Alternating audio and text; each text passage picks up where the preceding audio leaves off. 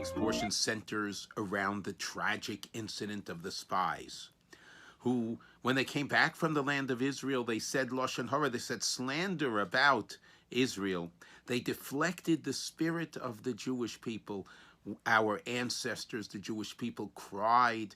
God says, you're crying for no reason. The land is a beautiful land, and you'll be able to conquer it. Because you're crying for no reason, you are going to have to wander in the desert for 40 years instead of coming into the land of Israel. And you're not going to come in. Your children will be the ones to come into the land of Israel. The results of the Lashon Hara, the slander, were tragic. What Lashon Hara does, Lashon Hara, slander, creates a division, creates a separation between people. It is the opposite of shalom, the opposite of creating peace. Creating peace is so magnificently beautiful, and that's why saying Lashon Hara is so horrible, so terrible. In last week's portion, we learned in the incident of the Sota, the woman who was suspected of committing adultery, she had to drink this special potion. Included in this potion was water, from holy water from the kior, from the holy vessel in the temple, the earth from the holy temple, and erased parchment with God's name on it. The parchment was put into the water. How did we erase God's name?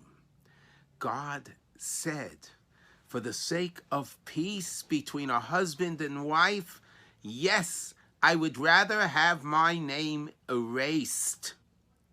We learned from there that if somebody strives to make peace between husband and wife, strives to make peace between people, and even the husband and wife themselves are friends themselves, when there's some kind of feeling of discord, any effort that we make to bridge the gap, any effort that we make for the sake of shalom is actually emulating God.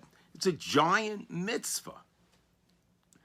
It follows then that if we can give somebody internal shalom, internal peace, building their character, giving a compliment, that is also emulating God, who said, I'd rather have my name erased if that is going to bring shalom between people. In this week's portion, we learn of the spies who created gaps and divisions. Last week's portion, we learned the lesson of shalom, of bridging gaps. At the end of our services every day, 3 times a day, the last thing that we say is shalom. God grant us peace. Rashi in the book of Vayikra says, Im ein shalom ein klum. If there's no peace, there's nothing. Peace is the greatest gift. And if we strive to bring peace between one another in a sweet way, then we are actually emulating God, and we surely will be blessed. That's the blessing of the Kohen. The last thing that he says is, V'yosem lecha shalom. May you be blessed with peace. May God bless all those who strive to work towards shalom, peace in relationships, peace among people.